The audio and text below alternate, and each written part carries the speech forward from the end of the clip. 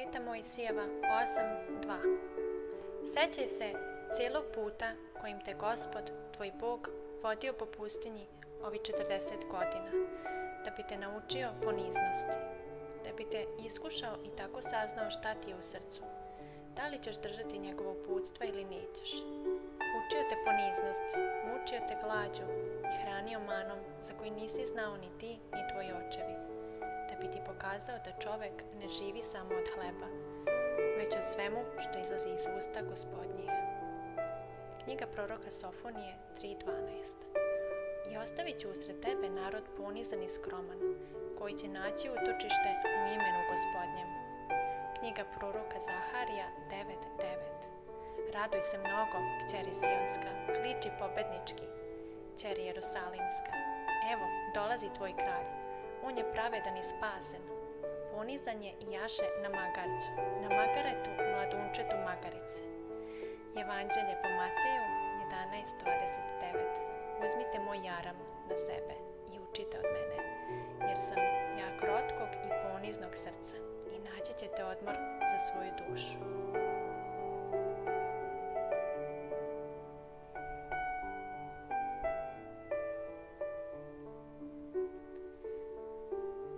Padam na kolena kod nogu ti,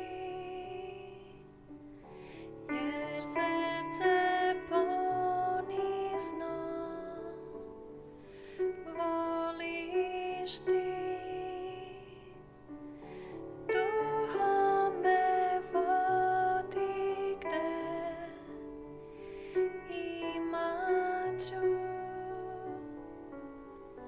ponizno srce to, puno ljubavi,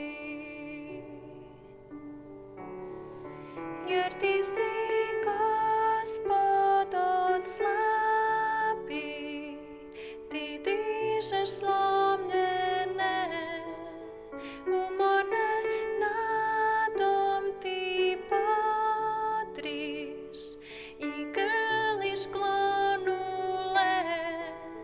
Želim da budem ti slična, ja život dajem ti, jer ti si ponizni Gospod, kralj ponizni. Jer ti si Gospod od slabih, ti dižeš slomljene, umorne nadom ti bodriš i grliš klonule. Želim da budem ti slična, ja život dajem ti, jer ti si